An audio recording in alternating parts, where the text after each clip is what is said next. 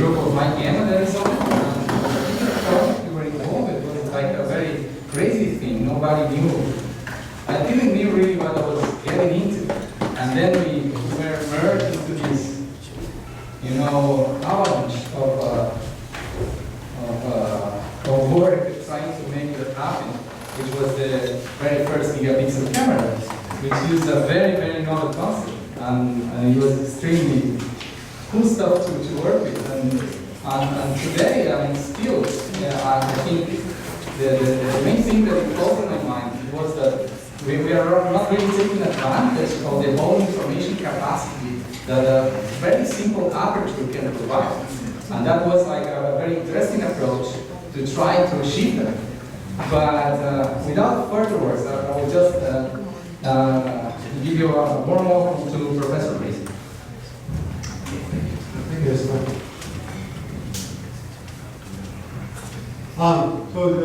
thank you everybody. It's great to be here in Compressive. I'm going to talk today about smart cameras. But I'll start by saying a couple words about the gigapixel project that Esteban ran. So this was one of the gigapixel cameras that Esteban was part of the team that we worked on. This is a 4 gigapixel camera.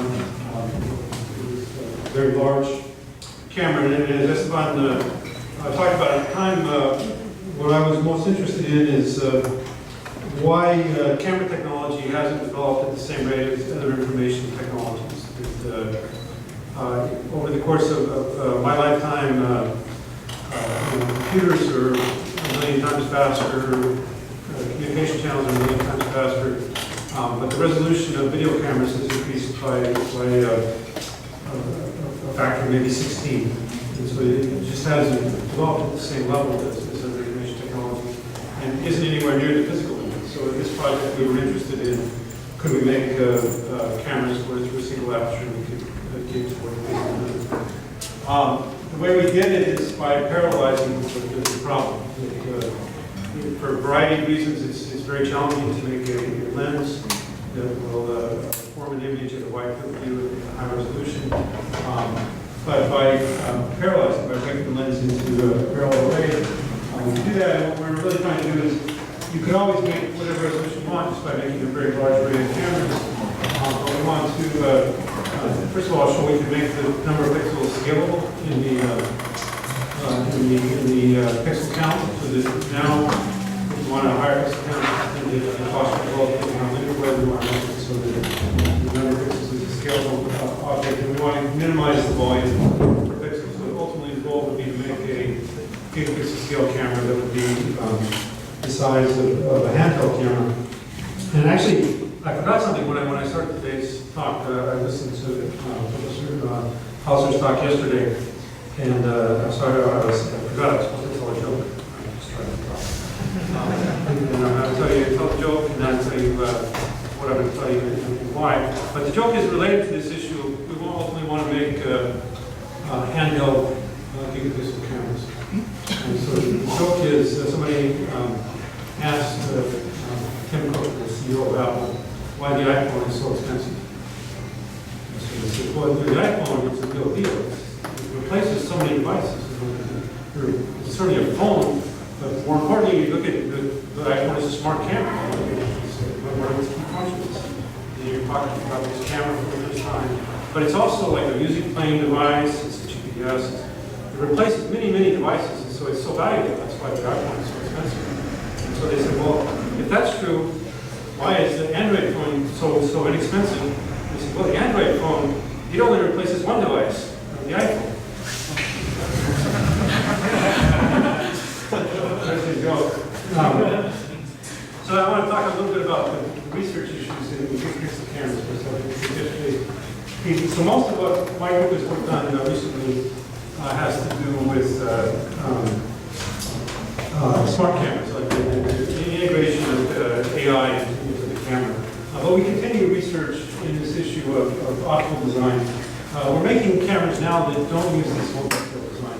What we worked on a few years ago to make the gigapixel cameras, we have a spherical ball lens surrounded by an array of secondary lenses.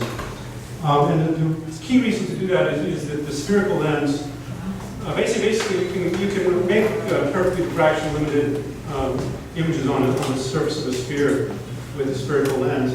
But the problem is that there's no way to focus a spherical lens, because if you change the focus, you would need to change the radius of curvature of the focal surface. But by parallelizing it, by having this array of secondary optics, you can locally focus. And so we could make, and so with this technique, we found that we could make reasonably compact gigapixel scale cameras. We've continued research on that. I mean, a lot of the key difficulties in making this, first of all, as some of you know, I spent a lot of time in Asia the last few years, and to make this thing, the main thing you have to do is develop a supply chain. You have to find people that can manufacture the parts you want. When we built these cameras, we have this focus motor. Those focus motors, each focus motor cost us $175, and so it wasn't really a scalable thing. So we had to come up with simpler and simpler designs. We did make it, so we could use the same micro camera with a variety of different scale cameras, and we could make cameras up to 40 gigapixels. And we built those cameras, but I really have I now believe for something to be a camera, it should be something that one person can pick up. And so we've been trying to make that happen. So since that time, we've come up with new designs. Actually, in the AWARE cameras, compared to, like here in Chile, there's the LSST telescope being built. It's a wide field, high resolution telescope. It's the large-scale synoptic telescope. Its design actually was locked in about 5-10 years ago. Its sensor range was the size of, but they were very proud of it, that they made their sensors the size of the Volkswagen Beetle. The AWARE designs are more than an order of magnitude more compact per pixel than any of the large-scale telescope systems. So you can look here. But in the last several years, we've come up with a variety of more advanced designs for gigapixel scale cameras that shift to a Galilean designs to the Kepler designs we had in the original telescopes, the original cameras. And so compared to the AWARE cameras, the first gigapixel cameras that we made when Esteban was working in the program, we have designs that are more than an order of magnitude smaller. We haven't built those designs, but we have laid them out, and we've published a whole bunch of different optical designs of ways to make very clever, very compact gigapixel scale cameras. And so if you look at like this one on the right, that's about 1.5 inches, 30 centimeters, 3 centimeters size, and lay out 360 full spherical. So in terms of the optics, we compact them into very, very, very, very small packages. But you see the core problem that we face with these kinds of cameras on this next slide. This is a camera that we're building now, right? So this is a current product. This is a 100 megapixel scale camera. This is the financial disclosure. This camera is manufactured by a company that I work with. The thing about this camera, when you look at the first camera I showed you, the first gigapixel camera, it had optics in the front and all kinds of electronics. It was water cooled, and then that wasn't even showing you everything. From that camera, the data went to a bank of computers. So to process video from those cameras, we had a whole rack of computers that did the processing. This camera has all the processing inside the camera. It's not a multi-scale camera. It's got the optics is all this black part, and all the silver part is electronics. And so basically what you see in this camera is the reason that we're not currently doing multi-scale designs is what we found in the AWARE program is that the electronics of cameras is still so big that who cares how big the optics is, because you have to make the electronics smaller. And that gets to kind of one of the core issues when we started the AWARE program is people said, well, Moore's law doesn't apply to cameras because the pixels are already at wavelength scale. But the real point of cameras is that the pixel is a very, very, very, very small part of the overall electronic structure of the camera. Almost all the camera is the processing hardware that handles the pixels. And so really, a lot of our focus the last several years has been how can we reduce the scale of electronics at the same time while making the electronics more and more useful. This is a conference in computational imaging. I've been working in computational imaging for a long time. For almost basically the entire time I've been working in computational imaging, what that has meant is you have a camera. We saw the designs yesterday of the optics view of a camera and the signal processor's view of a camera. But basically, both communities basically have the idea you have a camera, it captures, the camera's a lens and a sensor, it captures the data, it goes to the computer to do the processing. That's not really functional as a way to think about a computational imaging system. That the processing, first of all, you have to pay attention. You don't want just a computer, as we've seen basically with the explosion of deep learning in the last 5 years. The explosion of deep learning is due to the availability of GPUs. GPUs are a circuit architecture that is consistent with the nature of that kind of algorithm. That's not the only way to make better and better circuit architectures. So as we adapt our processing architecture to the camera, computational imaging becomes possible. The processor has to be embedded into the camera. So a real computational imaging system cannot be a camera and then a computer. It has to be the lens, the sensor, and the computer integrated into a single package and designed together. That's what these cameras basically are. These cameras are built on the NVIDIA Tegra, which is basically system on modules, system designed for graphical processing for the mobile process. Those kind of things only became available the last 5 years, so you can build this kind of camera. But this camera, again, is much too big from a processing point of view, but I'm proud of the camera, so I don't want to beat it up too much. So this is the cameras that we have now. Here's a video shot of the camera. Here, when the camera zooms in, that's all digital zoom. So the camera is actually capturing the entire field of view all the time. And so you can have multiple people can zoom in independently. Everybody can do what they really want with the camera. This camera has, by the way, with the aware cameras, with the first gigapixel cameras, we had this parallel, we had an array, and we paid a lot of attention to stitching the wide field image and making it all look good. One thing to understand with these kind of cameras is the nature of media changes. It's not just the nature of like we're making a high resolution camera. A traditional camera is like a pipe, a 4K camera that goes to a 4K display. So it's just taking the data from the camera and putting it on the display. This is a 100 megapixel camera. Most people don't have a 100 megapixel display, so nobody's going to look at all the data. So we have this kind of layered architecture. We have a real-time rendering system that displays the image for multiple users. Since no user is going to look at all the data all the time, the data structure is not really like we even have a stitched image. We can stitch the image specific to the perspective that the user wants. So it's like a media data set. One thing that means is there's no reason for us to worry too much about stitching the wide field image. We have 19 cameras or 18 cameras to capture all the narrow field. Why not put one more camera in to capture the wide field? So when you zoom out, we actually just show you the wide field camera when you zoom in. And then this gets to the generality of array cameras that I was talking to Henry earlier about. Array cameras are actually like a processing architecture that allows us to come up with many, many different array architectures. We can certainly have wide field array cameras where each array camera sees a different part of the field of view. We can have multifocal array cameras where each camera is focused at different things. We can have multispectral array cameras. We can combine it in many, many different ways. And then the key is that having the software that can combine those images into integrated media. Okay, so this is just thought to show you a couple of examples from the camera. This is this one from a football game at Duke. This is one that I shot with our camera this August. This is the Hajj in Mecca. So our camera was used for crowd monitoring.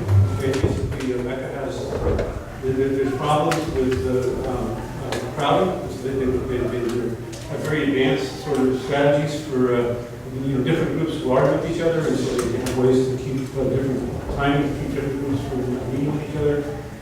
And so, and it's actually interesting what I wouldn't necessarily know. We worked Hajj in Saudi Arabia to mount these cameras. And that ministry is primarily concerned with customer service. They want people to have a good experience. Here when you see the blurry parts there, we were very upset. We thought our film was on with our cameras, but that's because they have misters. It's the middle of the desert, and they're spraying water on people to keep them getting hot. Anyway, so that's just this is an example of what these kind of cameras are used for. They have to bring 30 million people into this event over the course of 5 days. Here's another. This is what I like with the camera. I'm not sure if you'll be able to hear this.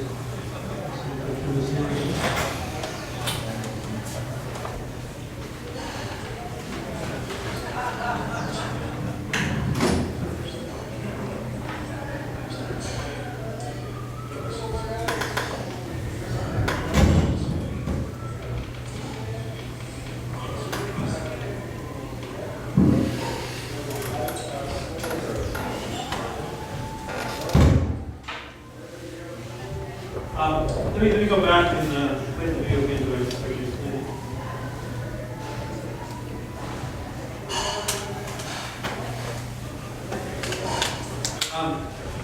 So this is actually a 100 megapixel display. So normally when you see a display wall, it's big, but it's not really high resolution because nobody has 100 megapixel video. But those are all 4K screens, and that's the camera over on the left. And so the cool thing about on this display, zoom means just turn, bring your nose up next to the display. If you get next to the display, the camera's about 5x human vision. So there you're seeing like this box across the room, which obviously you can't really read the barcode if you're standing across the room. But so the idea is that this is like at sporting events or airports or stuff like that. You can have a virtual window where to zoom the window, you just walk up next to it. So that you can really like if you're watching a sporting event, you can see the entire event on the wall, and you can go up and see somebody's face by just standing close to it. So the idea, it is possible to create, gigapixel scale displays, gigapixel scale video. There's a wide variety of different media you can create with these cameras. Now, as I said, this camera uses this NVIDIA platform that has an array of GPUs inside the camera. We don't really use those in the operation of the camera, so now, like to create a camera, it's a mix of, we have the optical design, we have the micro cameras, we have an operating system that just manages the data. Most of the problem of operating a gigapixel scale camera is just managing all that data, stream all the data off the camera, compress it, put it in storage, and then we have a render system that grabs it from storage and creates the display. But we don't use the GPUs inside the camera for that. We're just using the built-in hardware ISP to do the basic data management. We wanted to make the camera what we call a computer. I'm going to talk in a minute about smart cameras, but part of what smart camera means is that you could use the camera to do things, and so the camera has to be programmable. That you have to be able to. Our cameras, it's a platform that we can do things with, but other people can write their own programs to run on top of the cameras. And so the GPUs inside the camera use this NVIDIA TensorRT architecture where you could load individually, you could load whatever AI algorithm that uses the TensorRT architecture to do whatever you want on the camera. So here's an example of doing that. This is using the camera at the Shanghai Half Marathon last year. And what you're seeing is that we draw a box around every face that we draw. So we've actually identified and captured every face in the large crowd. And this is all just using facial ID and thumbnail extraction operating on the camera itself. So this is an example sort of the LA Smart Camera function, which is the ability to do video analytics. Again, as long as you're in this model of computational imaging where you say, I have to have a camera and then I'll take the camera data and put it on a computer, that's really unsustainable for doing real-time computational imaging. And especially here, if you had to take, most people doing face detection are going to take the data from a camera and put it in a computer. For gigapixel scale cameras, you can't afford that many computers. You have to do this kind of abstraction on the camera itself to be able to do this kind of analytics. Now, this kind of thing, of course, is part of what's challenging about cameras, because of course, what we're trying to do is make it so that we can capture dense, very, very high resolution media. And that has, I would say, has concerns for society, right, about what it means for us to be able to see all the time, everywhere. But, you know, our job is to make the best cameras we can, and society has to figure out those issues. We saw, you know, yesterday, these issues coming up in society. The one thing that I want to say is that the cameras are a double-edged blade. You know, that you look at images like this, cameras are certainly used by the state, but cameras are also used by people. And so they capture things. And I think this ability of cameras to, you know, capture events, really, basically what we're talking about now is with these kind of cameras, the amount of visual media captured by cameras is going to go up by orders of magnitude. And basically in the same way that in photography there's kind of like pre-photographic history and post-photographic history, there's going to be pre-gigapixel camera history and post-gigapixel camera history, because up till now, anytime you see an image with a camera, that's an image that a photographer framed. But with these kind of cameras, you set up the cameras and everything is captured, and then you can go find out what was present in the scene later. So our goal really is to get back to what I said, that we want to make handheld, very compact gigapixel cameras. In thinking about that issue, about why is it we can make handheld gigapixel cameras, the one thing you have to understand is that something has changed fundamentally in photography in the last 20 years. So first of all, in the history of photography, there are actually a very small number of major changes in the design of a camera. For the first 75 years, 100 years of photography, cameras were all custom made. It was a box with a lens on it. For about the last 100 years, the gold standard of a camera has been the removable lens camera. And that's really because people can't decide what field of view or resolution they want, so they want to be able to swap lenses. But that's really based on the idea that the back and the lens have kind of comparable values. Really, because of the development of the cell phone and CMOS sensors over the last 20 years, pixel sizes are down at kind of the wavelength scale, but you cannot make a removable lens camera that will have high optical quality at wavelength scale pixels.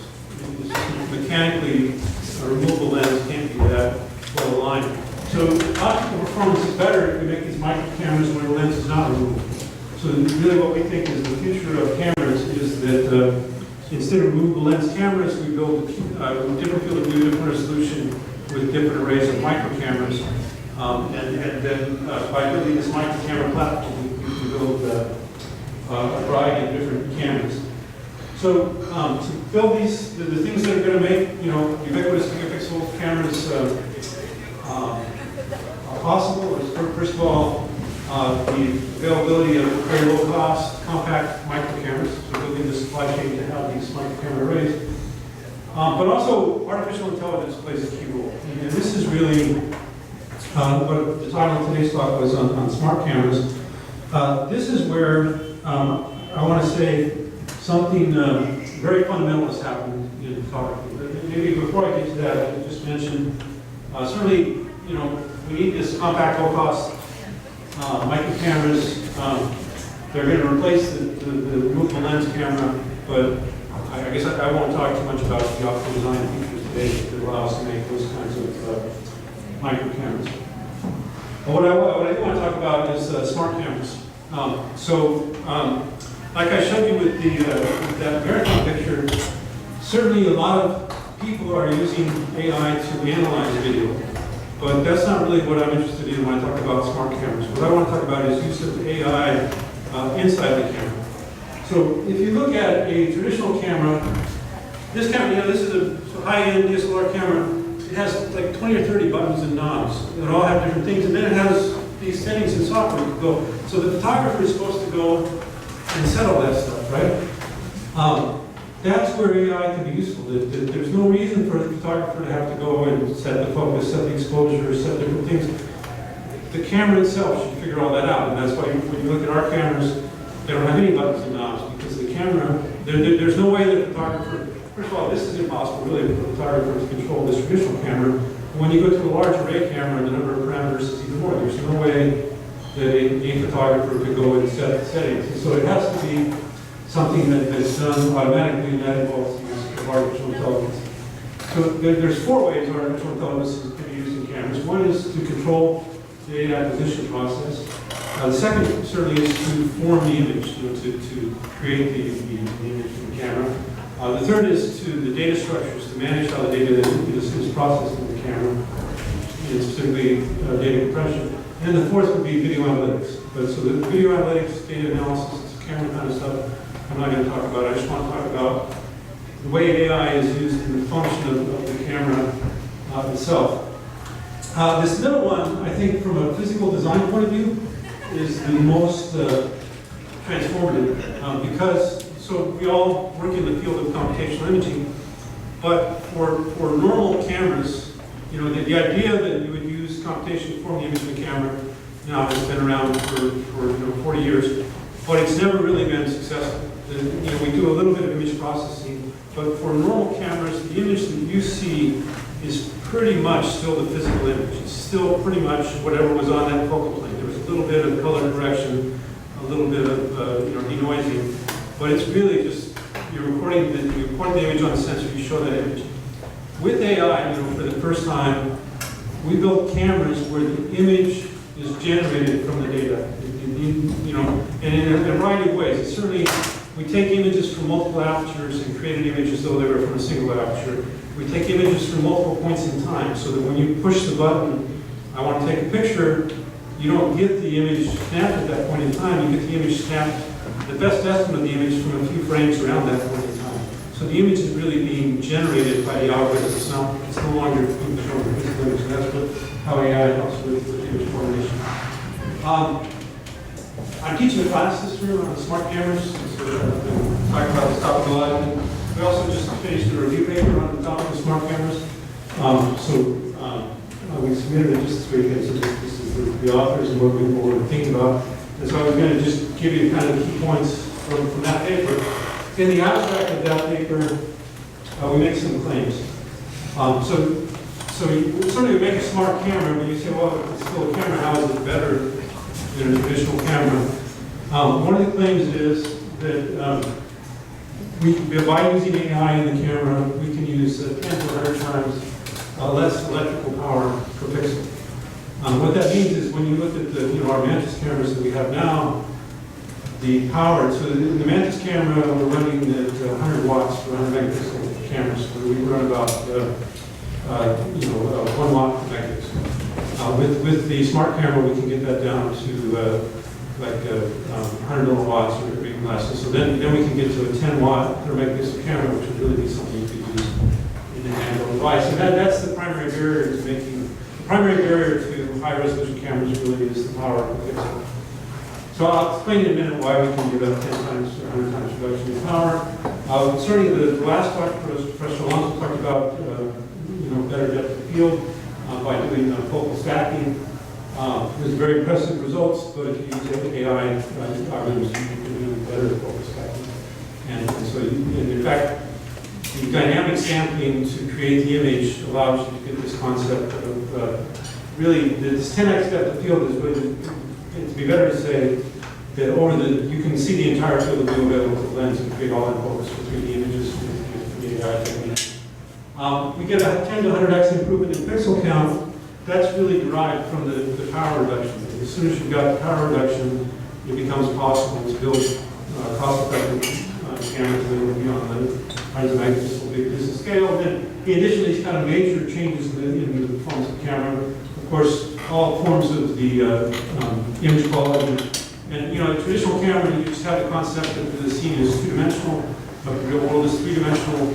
There's no reason for a generative camera, a camera that is generating image from data, to think of the world as two-dimensional. You can just natively create three-dimensional media. Okay, so to do this, the computational structures underlying the camera changed. And so in this review paper, we talked about within computational imaging, basically in optics, the forward model is always linear. So there's always, the scene that you're interested in, and independent of anything else going on, the data that you measure is a linear projection of the scene. Inversion of this, from the origin of the thought of computational imaging until the early 1970s, inversion was always linear. Basically, people would just, even tomographic systems did linear inversion of the Raman transform. Beginning in the 1970s, people began to use estimation maximizations, basically Bayesian estimations to estimate the scheme. And then since the early 90s, people focused on constrained optimization. These tools are all very coarse. They're not really specific to the problem. When you think about when we begin to solve with deep learning instead of solving with these tools today, deep learning is in some sense like an Uber algorithm, because it's like what we were talking about the heterogeneous systems that Shin talked about yesterday. One way to say deep learning is you can start with saying you could use deep learning to decide which of these algorithms to use in the context. You could use deep learning just to choose the hyperparameters you want to use in constrained optimization. But more than that, deep learning is multi-layered.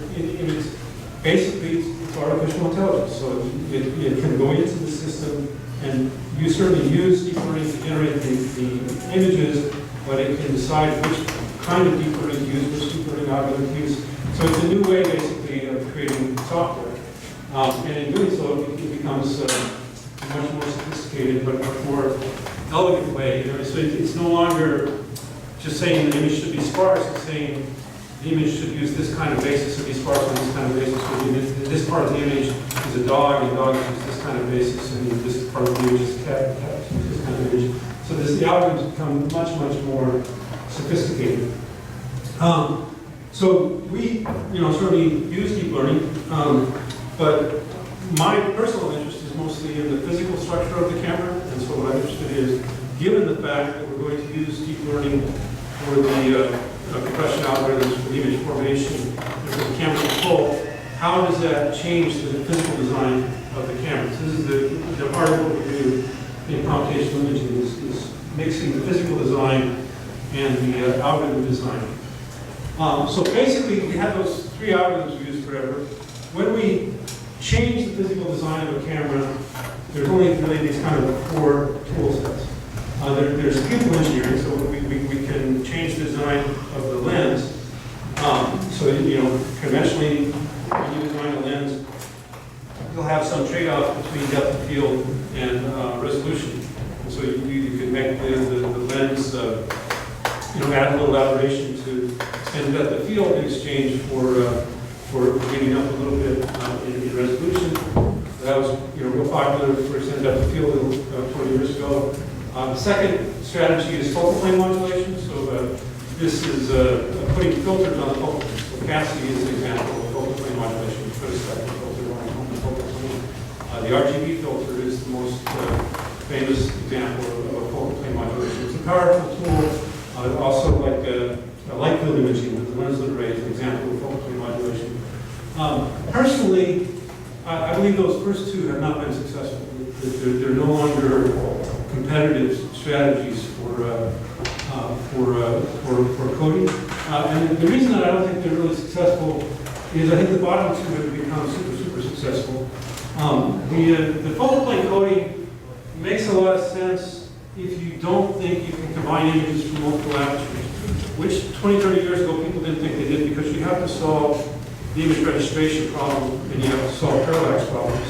When you take from multiple apertures, the images they don't see from the same perspective, so they're difficult to combine. But if you can say, once you've told yourself, I can take images with multiple apertures and combine them into a single image, then there's lots of advantages to the multiple aperture approach over the interlace sampling. You're sampling the same kind of data. You're trying to sample projections of this five-dimensional hypercube that she talked about yesterday. I used to think, from a measurement point of view, interlace sampling makes more sense because, like, the color planes are correlated, so you shouldn't have to. Smoothly measuring color planes isn't as information-rich as measuring kind of random projections into the color planes. But it physically creates some challenges to create an interlace sampling strategy. And also, like, if I want to measure the color planes First of all, to chromatically correct the lenses is difficult, and so if I can make a blue lens and a red lens, the lens performance will be better. Red light likes bigger pixels, blue light likes smaller pixels. So if I make the cameras that are specific to different color ranges, I get a lot more efficiency. So there's in the algorithms, as we begin to look at deep learning, it changes our choice of which one of these tools we want to measure.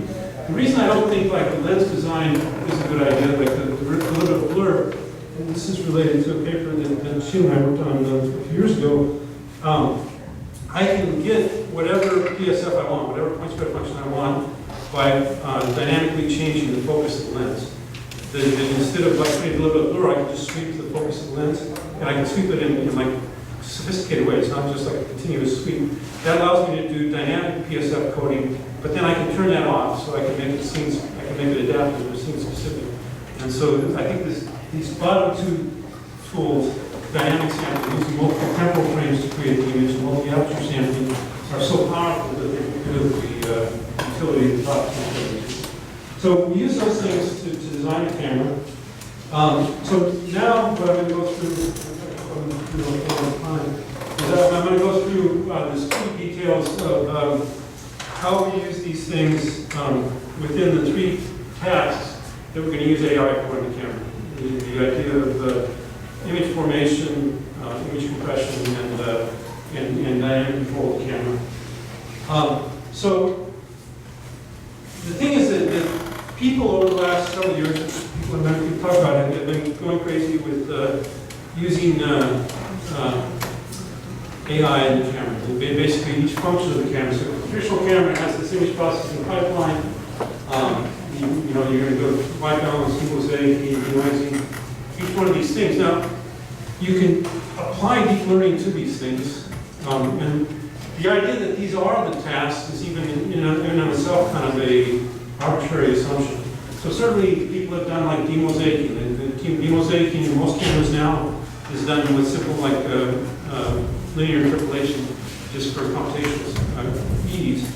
If you do constraint optimization, you can do better in mosaic. Certainly, if you treat the as a compression problem, you can do better than linear processing. But if you use a neural system with trained features, you do much better than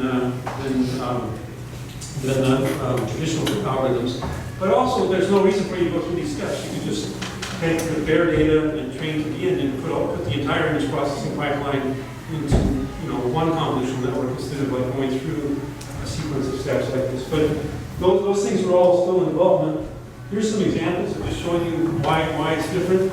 So this is a neural network trained to join denoising and demosaic. So on the left, you have the noisy image, but this is showing you the noisy image with some linear interpolation. You get the color image, you get the RGB image. What you tend to see is like most algorithms, like a neural algorithm can recognize, for example, basically recognize this is a white picket fence, it should have straight edges.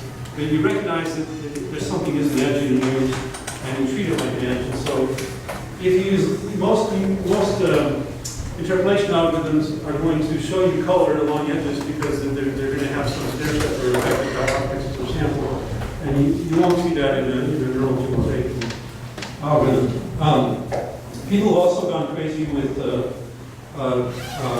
neural super resolution. So you can take an image. And this is, in some sense, a deconvolution problem. But in a neural system, it's not deconvolution. It's not that you're saying, here's the kernel, and I'm going to deconvolve it. It's again that you're saying, here's a certain feature, and this feature should have sharp edges or should look in a certain way. And so this is a picture I took in my office. A bunch of stuff, and this is upsampled using by cubic interpolation. This is upsampled using a GAN network, so it's using a generative network to do the upsample. This stuff is amazing, by the way. It produces super high resolution, nice images. One thing that you have to be aware of, it's an important thing to recognize, because people haven't been used to just having high resolution media and this idea of thinking of cameras as something where the image should be zoomable, people haven't thought about how many pixels you should show when you show an image. Like if you take, so if you just pay attention to what the Shannon theorem says, the Shannon sampling theorem is a theorem that tells you a rate you have to sample to measure an image. You have to sample at Nyquist, but it also provides you an interpolation algorithm. So it says that if you sample the image at Nyquist, you have to use this interpolation algorithm, you get the exact image. So actually, if you want to show image data, you always upsample. It always looks better if you take the data. So you have an 8K, if you have a 4K image, 8 megapixels, you should be very comfortable that it's appropriate for you to upsample it and show up with 32 megapixels. But if you upsample it with one of these GAN networks, you may be producing some false features in the image, but we don't care. We just want the image to look good, and it's going to look better if you use a GAN. So people ask me, like, you make a gigapixel camera, why do I need that? Because I can take a 10 megapixel image and look at it looks great at a gigapixel. And that's true. This has raised the bar. You have to, given that these neural algorithms can show images this kind of resolution, you have to use them to display an image. But it's also true that if you can take a 10 megapixel image and make it look good at a gigapixel, I can take a gigapixel image and make it look good at 100 gigapixels. So this is a linear thing that applies to images. You have to use these algorithms, but it's still true that the better physical data you have, the better your image will be. Okay, so these are the simple things that we think of with image formation, that any of the traditional kinds of algorithms that we do now are better basically with deep learning. So we have to use deep learning in the image processing pipeline. But deep learning does stuff that the traditional ones can't do. This is data. So we go through, like I said, you can use array cameras in many ways. Basically, I'm a huge fan of now that we can just put it's a low cost, let's put all kinds of sensors out. So we built this camera for premier boxing champions years ago. We built an array of 32 cameras in a ring. And now the motion here, there's 32 cameras. The motion here is moving camera to camera. So you see that kind of thing that we're just jumping from one camera to camera to create a visual fly effect. This is the same thing. It's 32 cameras, but now we've interpolated it to 320 cameras. And the motion here is moving from viewpoint to viewpoint, but 90% of the viewpoints are artificially generated. This is really difficult to do for the reasons that we talked about just in the last talk. The different parts of the scene have to move different amounts. For example, the fighters and the ropes have to move in different ways. So there's occlusion and you have to overcome occlusion. This is from a year or so ago. We're actually much better at this. We can make up data, basically. The algorithm that was talked about last talk, which is very impressive, but it's a linear algorithm for combining data in multiple planes. This is generative. It's creating the data that's missing. So the occlusion is not really, first of all, things that should be taken out of the occluded data are taken out by the neural network, and then data is generated from the hidden parts to make the image look good. This is a big change because, as I said, for the tools we're using to create media, we make the assumption that we can combine data from multiple apertures. The idea of combining data from multiple apertures is like 150 years old, right? People used to take panoramic images and cut them and put them together in mosaics. And then for the last 20 years, people have come up with computational ways to take panoramic images and put them together. Those are based on forming correspondences between images. So you have a set of images, you find corresponding points, you match them, you work the images, and you blend them together. This is unsatisfactory. When you have a 3D scene, there is no way to match the images and blend them. You have to treat them as data sets and create the new viewpoint, not try to blend them in this way. And you see the problems, like this is the traditional image stitching algorithm. So this is a hard scene. This is a picture indoors at my lab in Kunshan. And so because the objects are not too far away, it's difficult to work and blend them. So when you look at traditional stitching, you'll see breaks, right? You see cuts where we were unable to, we chose to match one part of the scene, so some other part of the scene couldn't be cut. So you can blend those, like again, like the audio that was shown just in the previous talk. Try to blend those, but you'll see the blend creates an unpleasant artifact.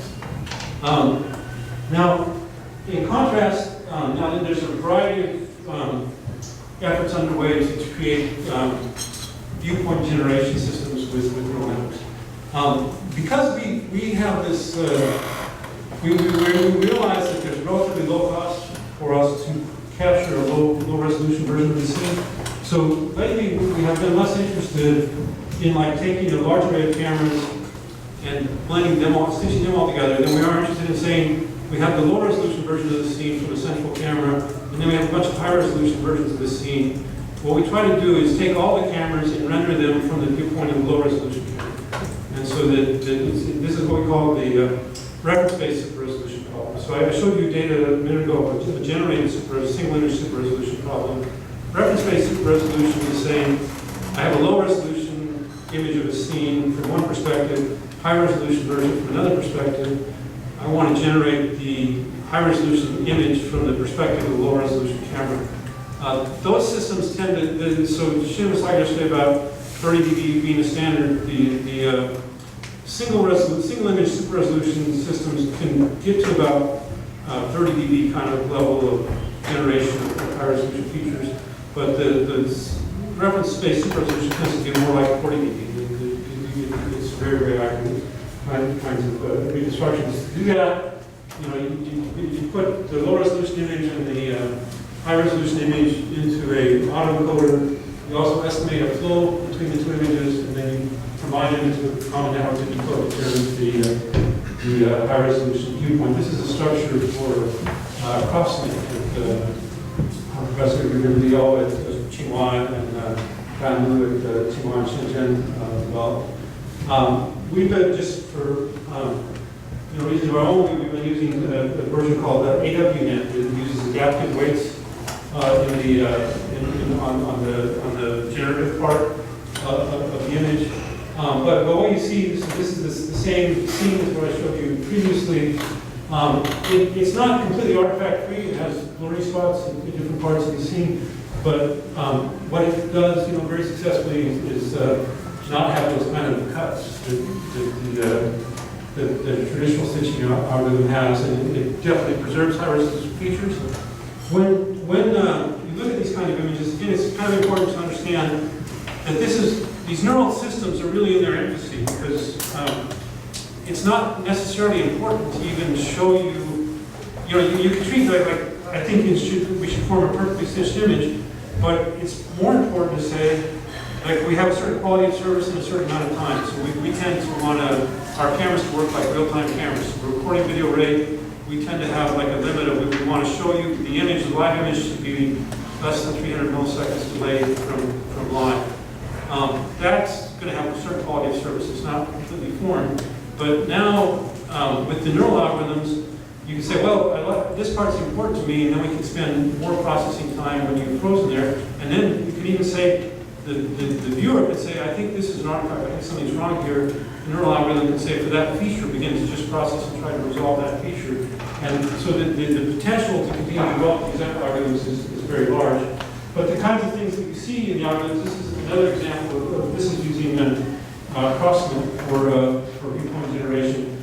You see the low resolution image on the upper left, the high resolution image captured from a different camera on the lower middle, or no, on the lower right, and then the generated image at the bottom. And what you want to look for is stuff like, here this tape dispenser has a different distance from the blue thing than the tape dispenser over here. So now here's the high resolution version of the scene, the tape dispenser in the position that it's in with the low resolution scene. And what you see, like here, this is zoomed into those images showing the details. So the ranges of things are different. The generated high resolution image from a new perspective is not as good as the original data. So that's kind of a problem, but it's also a way of saying that when we've generated this at a certain point of view, actually zoom in, we can shift your viewpoint, just shift you back to the original data. So there's lots of continuing tricks to be played with these systems. Now, I'm probably taking too much time, but I want to get through one of the three things so far. That's the image formation task, which is, totally transformative in the sense that now we're just talking about cameras where the image is generated. The image is not image in any way, shape, or form. It's generated by a neural network. But the challenge that I've been most interested in is this problem of the compression data, which is the power per pixel. This one is interesting for this audience because so many of you are working on the compressive measurement. For most of my work in compressive measurement has always been like, how do we design the physical sampling system to do compressive measurement? And it never made sense to think of like compressed sensing as a digital thing. But now that's what I'm most interested in is because I have a sensor. You have the sensor for the camera. It senses the entire image. There's no reason for you to do any compressed measurement on that. You've already got the original image. But it turns out that it's very compelling. And something very similar to the WACCI style compression, we want to implement digitally. We have the data streaming off the sensor, and we're going to apply these kinds of very WACCI-like operations. And you would say, well, why would we do that? And the reason that we want to do that is that power is the main problem. So now there's an assumption with cameras that you want to do this edge computing, that you have the data, you're going to demosaic the data, which first of all, you've increased the data by between 50% and 100% for no reason. You had the data already compressed, it was an RGB image. I mean, it was a bare data, and you turned it into RGB. Why would you do that? Because that's just increased your data load. And then you're going to denoise it, and so the assumption is that you're going to look at that image.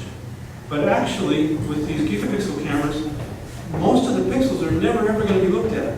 We're just recording them in case somebody wanted to see them. So we should not burn any power to do anything to them until we're certain that somebody wants to look at them. And so we don't even want to do like image-based compression. Like the current compression algorithms evaluate something about the image to decide what to keep and what to throw away. The thing about compressed sensing is it's blind, that I don't make any decision about the image. I just have an algorithm going to run on the image data without evaluating in any way, shape, or form. And so that's what we've been working on, is that we changed the structure of the image processing algorithm. Currently now you have a camera head, the heavy computation is immediately sense the data, then you store the data and send it to a display. The display side processing is very light, so you put it into a standard format, you're just going to decompress it. We're going to flip that, and we're going to make it so that the capture side processing is extremely light. And then in the case that you want to look at the data, then you have to spend the power to process it. And so we do that with this digital compressed sensing in the head. And then it turns out we can also do in the head-based video analytics, we can look for things, but we'll choose to do the video analytics on the compressed sample data instead of on the raw data, because it decrease our processing load by a large amount. So we've been working on that. So the basic idea is that we have a single layer of compression. We just take the data, we feed it into a single convolutional layer with a filter bank to do the compressed sampling. And that all happens in the camera, and then the heavy processing to do the decompression happens. It can happen on the camera, but it won't happen to all the data on the camera. It only happens to select data we want. And most likely it's going to happen on the cloud side where power is a lot less expensive to So we've been working on that. Here's examples of that. So these are images where the left is uncompressed, the middle is compressed 16 times, the right is compressed 256 times. The data looks great, because I wouldn't show it to you, it looks great. So basically, you compress and decompress it looks great. We do interframe compression and interframe compression. We're saying the same. I mean, you could imagine with compressed sampling, there's a variety of different strategies we can take. We can do blind compression on the temporal frames. What we're doing right now is we do blind compression on the interframe, and then we do traditional motion-based compression on the interframe data. And with the combination of the motion-based and interframe compression, we can get compression ratios between 1,000 and 10,000. Here's an example. So we've tested this on this NVIDIA platform.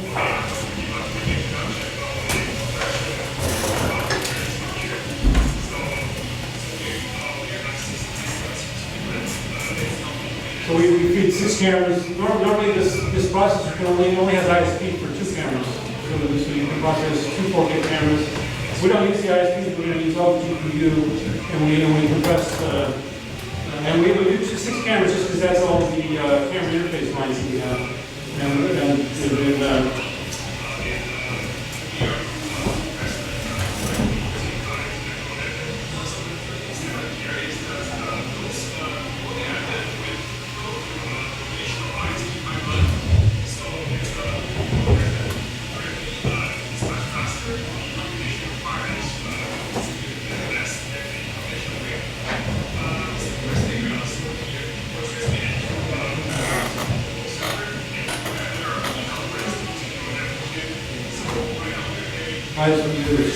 Looks like maybe some of this is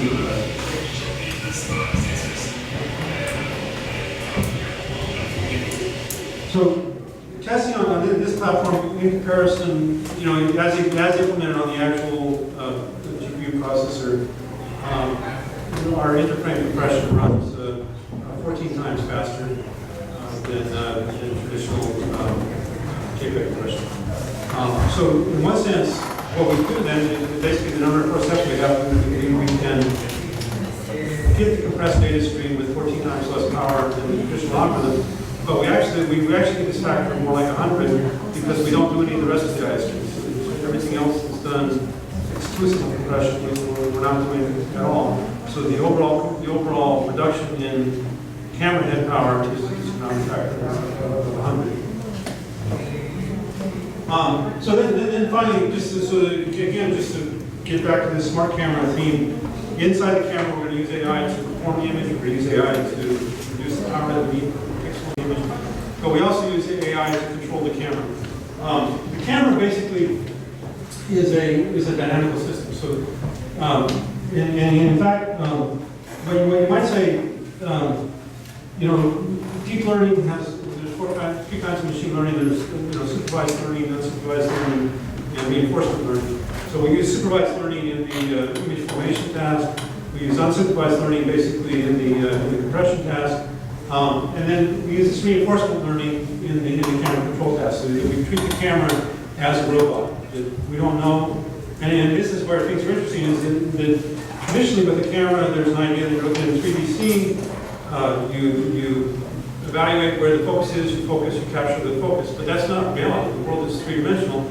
And so the camera, first of all, could look at the scene and decide multiple focus points and try to go capture both of those. But the camera can also treat it as a dynamic process. The camera has a current estimate of what is the all-in-focus frame, and then the camera knows what its current capture state is. It has a computation algorithm. Based on its current, what is the current data that it has to estimate the scene, and its current capture state, it has some policy to decide what the next capture state is. So, for example, a lot of times you'll have a static background and a moving foreground.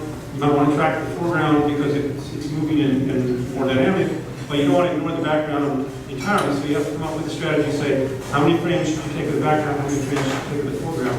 You definitely don't want to just be scanning all focus positions because most of them are not really data. So the camera has to evaluate where it wants to go. One of the things that we found interesting was, as a person, basically with AI, you should think about anything you could think as a person, you should be able to make the machine try to think. So as a person, you can look at an image and decide, this image is out of focus. And you can not only look at it and say, this image is out of focus, you can say, I think it's this much out of focus, right? But autofocus hasn't worked like that. Autofocus up till now has two strategies. One is to have a phase detection system, which allows you to, it requires you to have special hardware for focus. The other strategy is to do contrast maximization. Then you look at a scene, and you try to search for what would give you the highest contrast. Contrast maximization usually would take 10 or 12 steps to find the highest contrast. What we were interested in is, could we train a neural network just to look at a scene and say, not just, is it out of focus or not, but how far out of focus it is, and have it move in one step. And we have been successful in that. So this is another slide, by the way, just on the idea that when it gets more complicated, this robotic control thing, when we go to array cameras, because we can do things like knowing that we have an array, knowing that things are moving, we can jointly have a policy that controls capturing all the cameras in the array in a way to generate the best computed image. But this is just an example of showing you in our lab. So what he was showing, basically, we have a network, it looks at the scene, but it doesn't do a search, it just captures an image, uses neural network to evaluate the image, and immediately moves to the best focus. And then, but not only that, subsequent work, we can look at dynamic scenes and have this policy that controls the focus continuously to create the best kind of always focus image.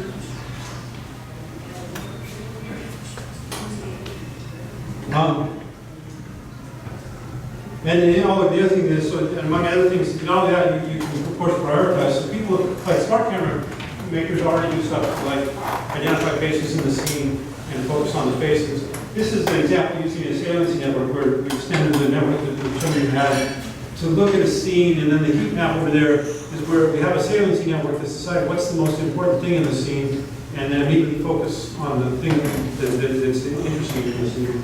But then again, this stuff is in early days where we can develop more and more sophisticated AI controls for these kinds of functions. These are different objects in the scene. So I know you're anxious to go through the town, so I'll go ahead and in here, but the basic take-home message is that smart cameras are not, they're a fundamental change in the physical structure of cameras, but they're a fundamental change in the nature of cameras, because for the first time in computational imaging for visible cameras, we're really talking about systems that don't report the physical image. They generate an estimate of the physical image from data. And then that does, in fact, change a lot of things about how we design the camera. There's certainly multi-aperture, multi-frame controls. The apertures can have different frame rates, different colors. And just to open up a very wide variety of tools to be able to come and design these kinds of cameras. So, thanks very much.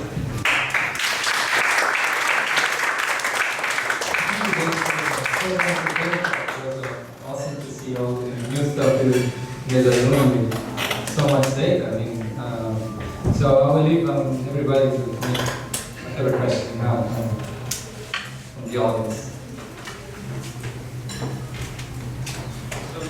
那个video coding part，就是来很切记的和你真的一样对吧？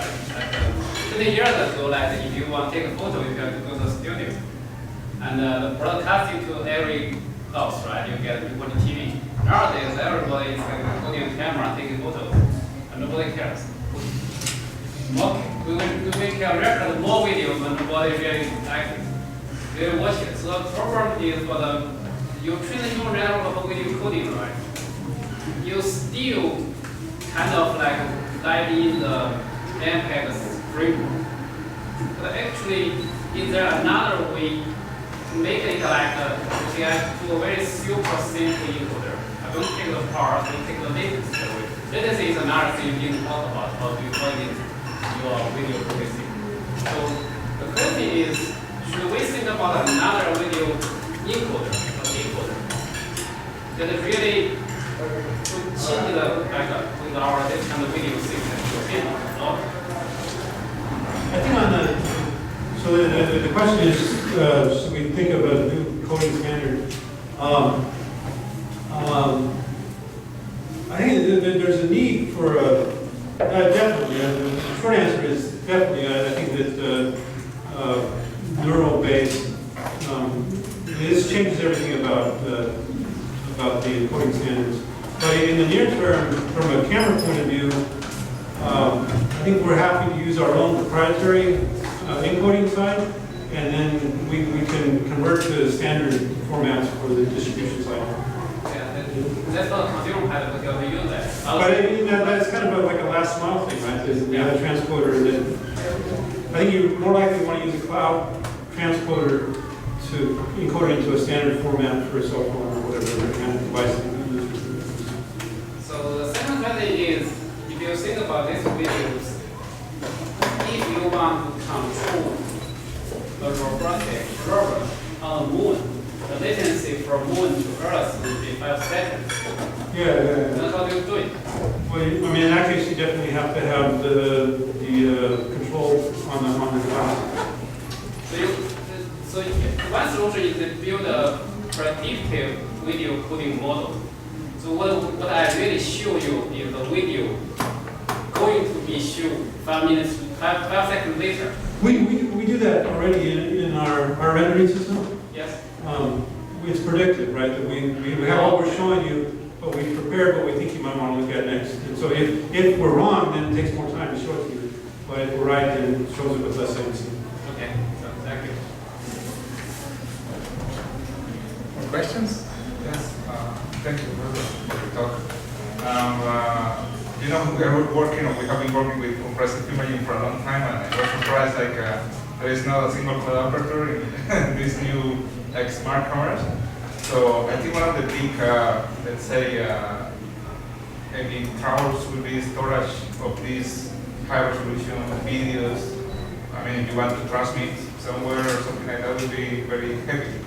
So just a curiosity, do you think as she showed yesterday, these 4K videos and just single snapshots, we have high multiplexing and is this a way to go through, or maybe we should just leave that behind and let's move to another sort of coding or?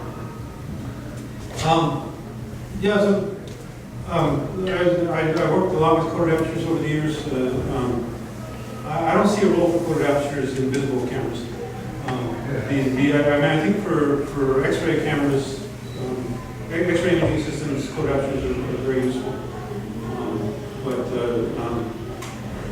Yeah, I mean, the pixels are too small, and so compressed sensing has a big role, but in the electronics. So I really think that this dynamic sampling and multi-aperture sampling has changed the equation about how you want to do physical design. So it's always a battle, you know. Always, if you're designing physical systems, it can change in 10 minutes, you know, based on whatever kind of hardware is built to the problem you're working with. Your question about what about all this data? I just don't think it's that bad. I mean, that's the thing is that the digital camera was invented, 30 years ago. It was around a megapixel, and at that time, people had 512K floppy disks. You know, now when you buy memory, it's too cheap to measure, really, right? I mean, you can get a terabyte disk for $100. You know, so you're paying 10 cents a gigapixel for memory. There's just an enormous capacity to store way more data than you store. So far, that's not even putting pressure on. I think when you look at what could be done to make more and more inexpensive memory, I think that's a problem that we have to give people.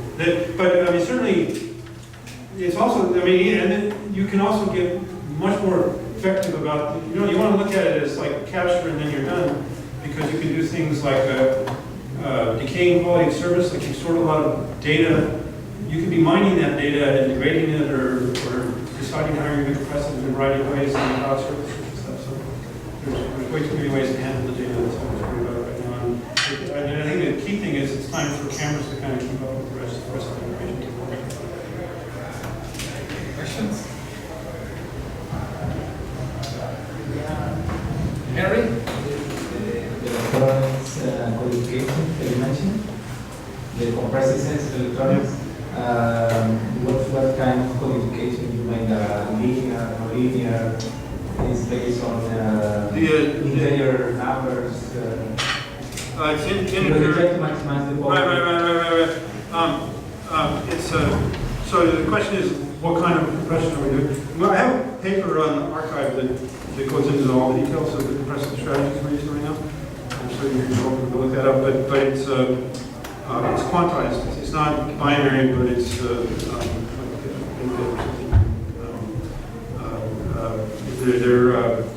we do a single layer convolutional sampling with a filter bank.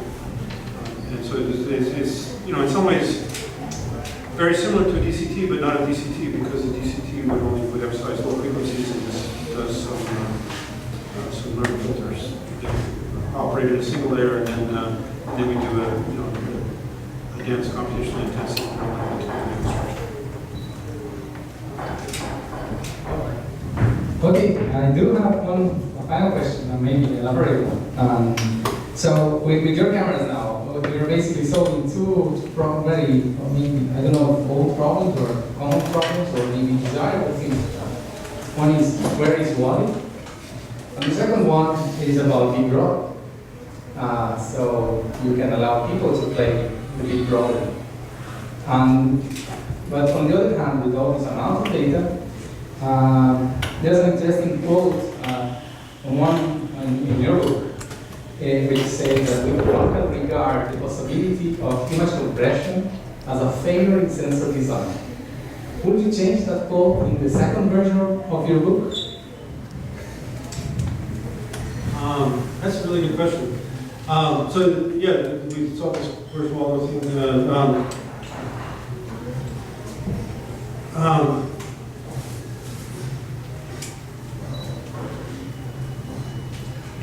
Yeah, that's an interesting question. This is physics, that's the problem with physics is you got to play with the world that you get. I think that this is a thing in this community, we always have this battle between what the math wants and what the physics can give. That juncture is never perfect. And so I guess I'm embarrassed that I think that close. But I know I think that there's a balance between what you do optically and what you do electrically. I guess what I've been very surprised about is that the optics is not that hard, and that most of the interesting things that we can do are not really the algorithms. The optics and the algorithms on these two sides. It's the electronic architecture in between is very interesting. So definitely we want to do compression, but exactly how we do the compression in the electronics is a physical electronic layout problem that will require major changes in the nature of electronics. But I think for the community, it's a major opportunity because the kinds of sampling you have with compressed sampling are necessarily limited by the physics. Once you begin to think, well, compressed sampling is something that plays in the digital side, that opens up a wide variety of ways to think of the sampling strategies. Great. So I'm inspired by another question before I really. So and you being a guy that maybe started with optical computing, how do you see the revival of optical computing, and do you foresee any implication maybe in turning again back the electronics to optics? That's a good question. Okay, that question, I gotta be honest. I love optical computing. Yeah, so I worked in optical neural networks.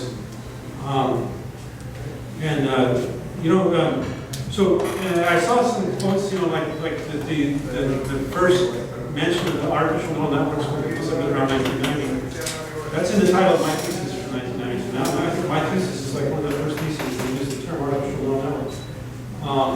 But when I finished that work, this is a research question. Now I feel like this research is very, very practical. What I did then, we called it a bullshit story, because the optics didn't really work and the neural networks didn't really work. And so since then, when doing research, I only want to work on one impossible thing. I don't want multiple things in my research to all be impossible. And so I was so surprised that the neural network started working. Because I worked on them many, many years ago, and then for them, and nothing changed. They just started working because the hardware got big enough, and now they become trivial. Literally, like an 8th grader can go make a demosaiking algorithm because these tools are so fantastic. So I think that's amazing. So the number one thing is things that seem impossible, wait a little while, they'll be possible. I think that's true with optical neural networks. But where in the 1980s, neural networks turned out to be like 30 years ahead of their time, I think optical computing was like 100 years ahead of its time. Wonderful.